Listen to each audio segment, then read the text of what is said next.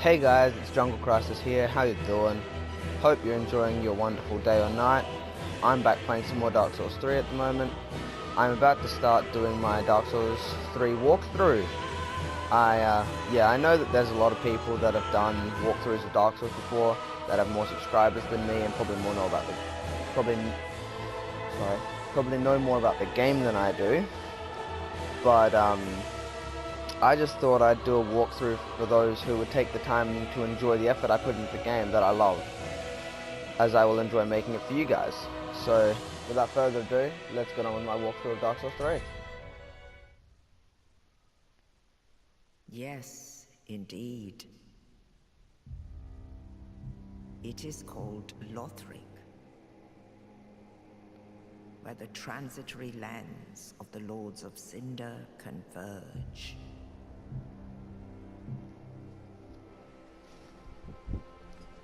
In venturing north, the pilgrims discover the truth of the old words. The fire fades, and the lords go without thrones.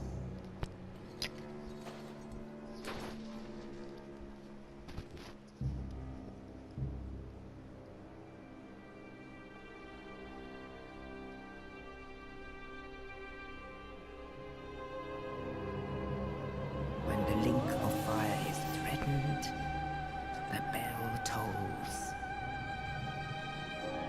unearthing the old lords of Cinder from their graves.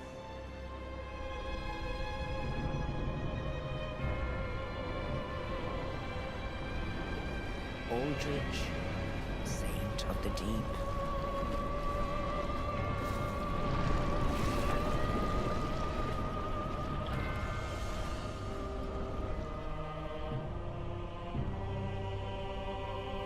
Farron's undead legion, the Abyss Watchers.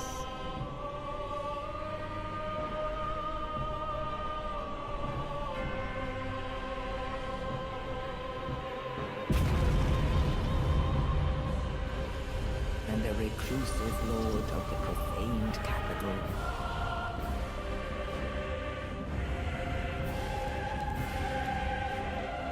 Yon the giant.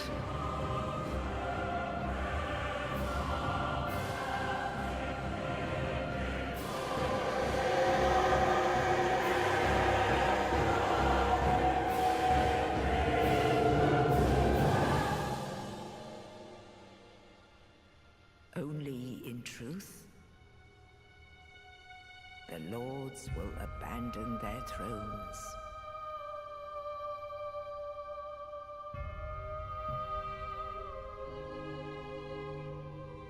And the unkindled will rise.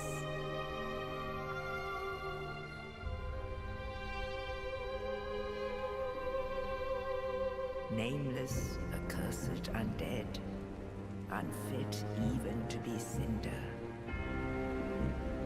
And so it is that ash seeketh embers.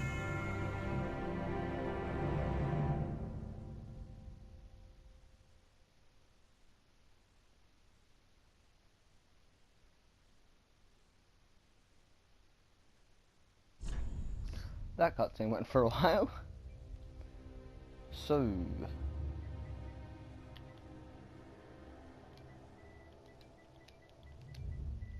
be typical and call them souls. Yeah, we're gonna make a male, young. I'm gonna do a pyromancer because I want to do a combination of intelligence, pyromancy, dark attacks and spells, and faith, just the whole Benyada, and then just run a spell sword build. So, lots of levels involved. Burial gift, I usually would recommend for beginners starting with a fire gem because they can apply fire to your weapon, which makes your weapon a lot stronger, as early game enemies are weak to fire. But I'm actually going to start with the Sovereignless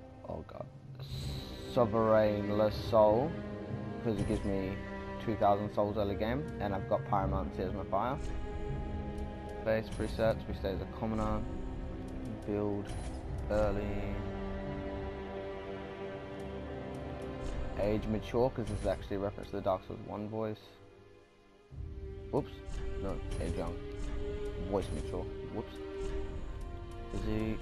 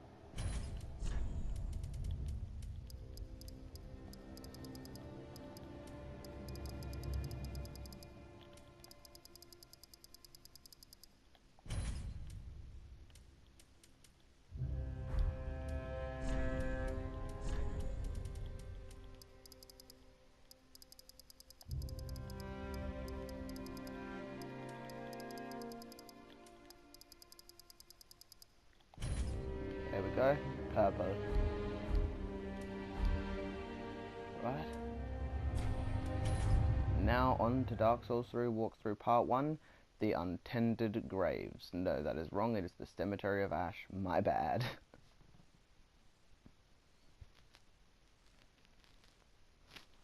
I kind of spoiled a later part then. Yeah, my problem is there's a map later in the game called the Untended Graves. It's pretty much this spot, but under the impression I get it's back in time, and it's a slightly bigger area.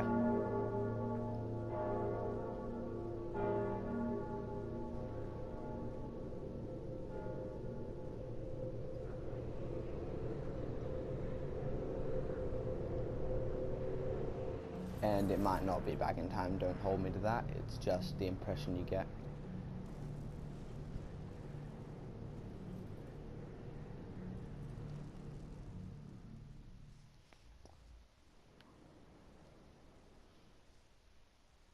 Alright, first things first, ditch shield. Shield is useless for pyromancer early game, in my opinion.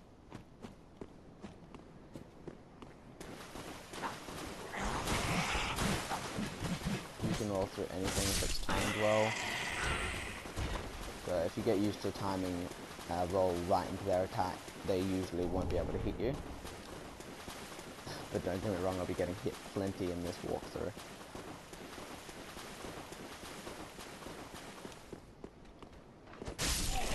Alright, there are a lot of references in this game. This is most likely our first one.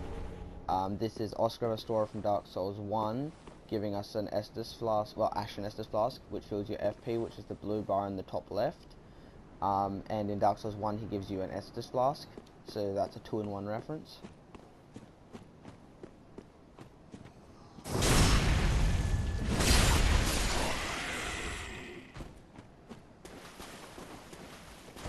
Kill one, roll, they try to gank you. I mean, you probably walk around it. Drop the knife. Yep, I was about to say, look out for the crossbow.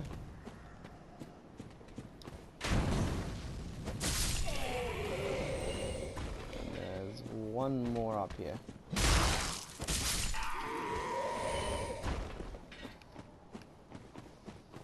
Please drop me souls. Actually, what I want is a sacred chime. I did this playthrough once before and I got a sacred chime, which is good because we want to get a pyromancer flame, a catalyst, and talismans. Alright, so this is our first mini boss, if you could call it that. This is a Ravenous crystal lizard. My advice for fighting them is just strafe to the right and stay close to them, attacking no more than twice. You can get greedy if you'd like, but it can lead to take some damage.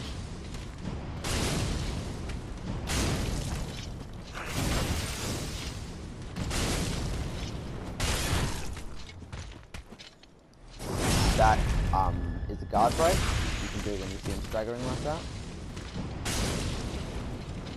Should be able to get the healing off. Oh yeah, that hurt. Quickly take a sip.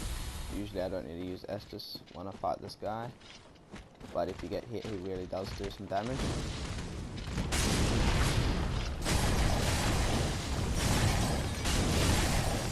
Oh. Yep, the purpose of the Ashen Estus flask is to drink it and your FP goes up.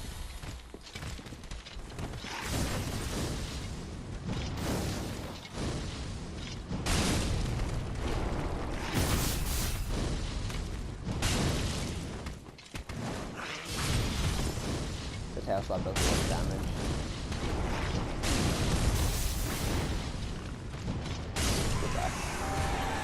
Titanite scales are the item used to upgrade boss weapons. You need 15 to fully upgrade a weapon. Oh, sorry, no. 15 and 1 Titanite slab to fully upgrade a weapon. You can either walk up that ledge and drop off, or you can just walk through the water. I mean, you can walk through it, but it makes you over encumbered, so you waste a bit of time. This weapon boosts pyromancies by 15%. Weapon. That ring boosts pyromancies by 15%. So it's a pretty good starting gift.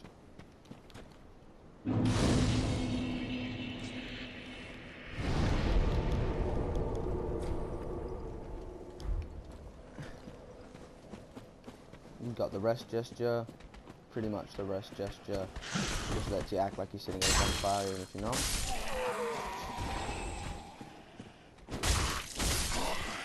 Oh yeah, I'm not going to do it, but while two-handing a weapon, or if you have a weapon skill shield, tapping L2 will allow you to do the weapon skill. The skill of the axe is a weapon buff that I believe, yeah, it adds 10%. Oh, sorry. It adds 10% damage to your weapon. So in a pinch that can make a big difference, but usually I save it because when your FP drains, I believe you can still do the buff. It might not last for as long or add the damage, I'm not sure, but I know you can still do the buff.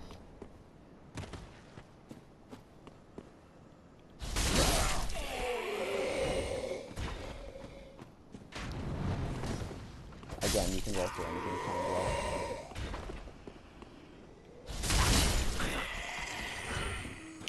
If you kick him and then walk forward, that is guard break. Does the same damage as a parry or post with a shield, but in my opinion is a lot easier as long as they're guarding. Ooh.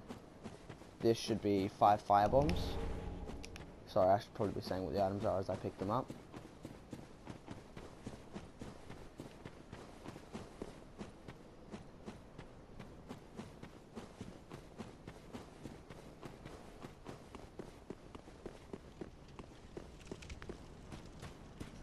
This here is our first boss, Eudex Gundor, or Gundir.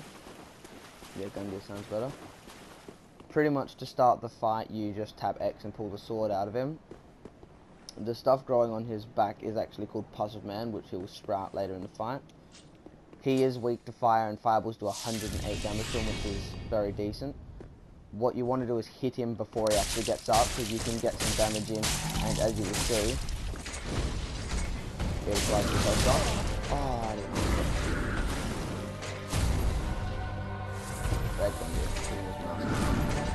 That was his grab attack. Some people say stretch to the left. Personally, I always stretch to the right and roll through attack. Yep, there he goes. You want to get behind him when he does this, because that attack will actually keep you into a decent damage.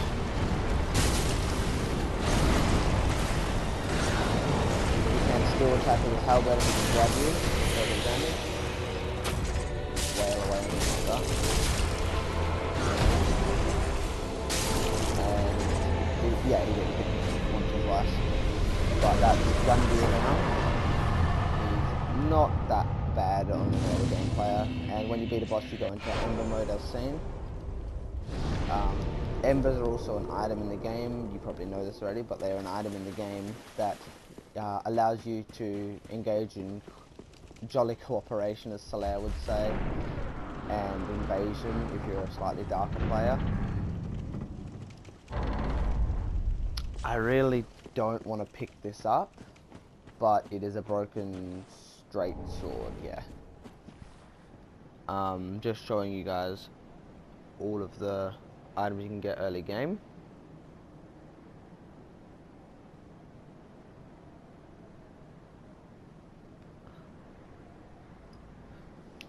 Sorry, oh,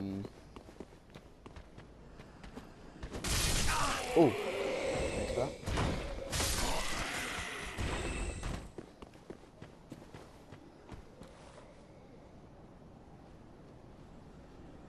This will be, yeah, helmet bone.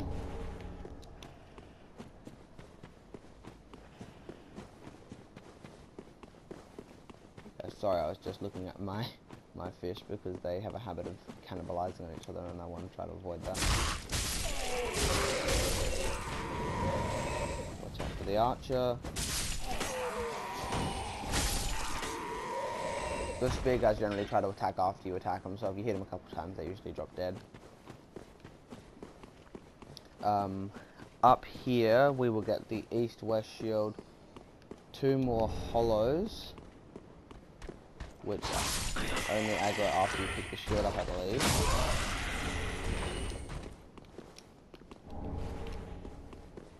Up here we have an ember, and there are 2 more items before we enter Firelink Shrine. This is actually technically the Firelink Shrine area, so I should have ended my video, but I'll just include Firelink Shrine Part 1 in this. This is the Swordmaster NPC. Fireballs just make this really easy. This is weak to fire. Key does because he can literally 3-shot you.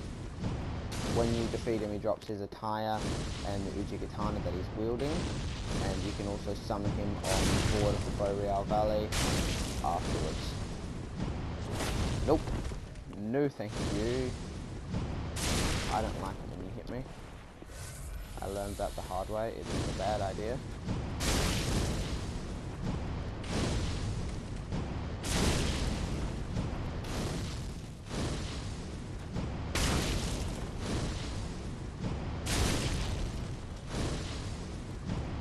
No chances, because he really can 3-shot you. There you go.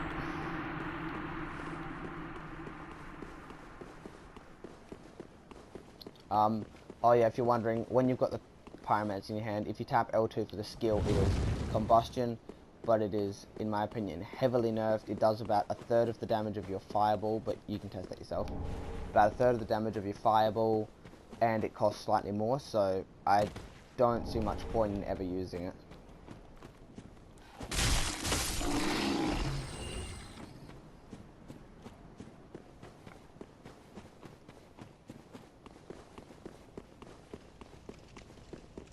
Have I done this one? Yeah, I've done this one. If you come up here, you will meet this tree. This is a reference to Dark Souls 2, the giants. If you talk to it, it'll eventually drop a seed of a tree of giants, but not in one hit. You have to come back. You need to get the key off of the merchant down below. I believe she's a reference to a merchant hag, but I could be wrong. And then I think it's called the Tower Cell Key or something like that. 20,000 souls. This is Hawkwood the Deserter. Talking to him, it'll teach you a gesture. What a sick ask you to talk. Change dialogue. These are the thrones of all the Lord of Cinder. That one's Aldrich. That's Ludleth of Courland. As you can see, he's sitting there. He helps you make boss weapons after you defeat the Cursed Rotted Greatwood. That's Yorm the Giant, the Abyss Watchers, and that is, I think it's Lorien. Sorry, it's one of the twin princes, but I always forget. It's either Lothric or Lorien. Lothric. But he actually never becomes a Lord of Cinder. An NPC talks him out of it, but I don't remember which. This is the Firekeeper. You embed this, linking the fire. Well, kind of. That's actually the end of the game, but you kind of link this one fire. Now she'll like you. Hang on, I'll exclude that.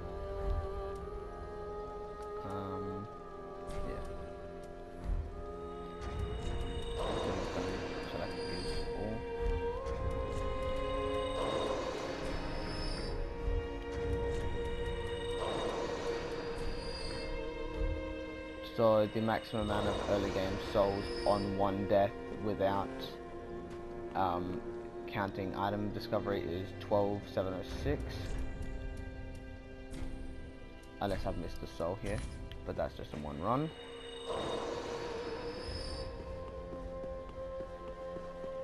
Yeah, people normally just count this run as the untended graves. But I have actually done pretty much Firelink Shrine Part 1.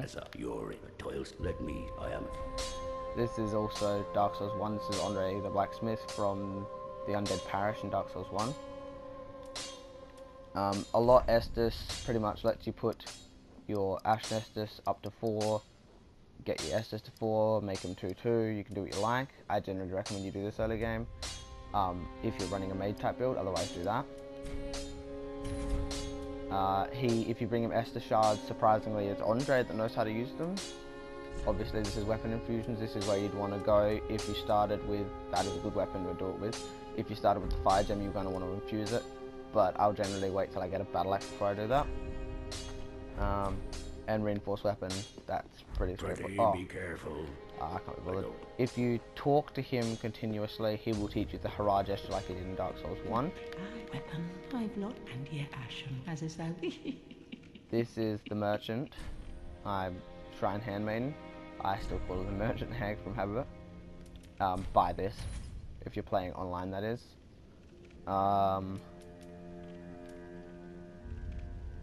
You're gonna want to, I'll tell you right now, you're gonna want to buy one prism stone, not now, but one prism stone and the large leather shield from her, because you can trade them for 2 twinkling titanite from Pickle Pete, who's above me. She doesn't sell any good shields at the moment.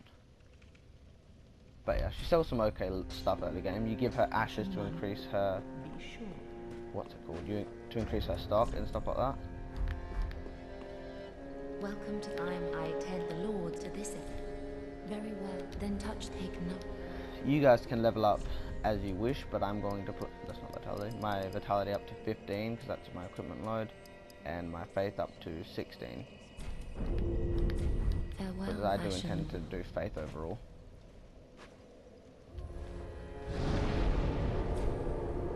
Yeah, I'll actually, before I keep going, I'll end the video here. Alright, thanks for watching guys. Hope you enjoyed the first installment of my walkthrough. Where's Wave? Have a good night.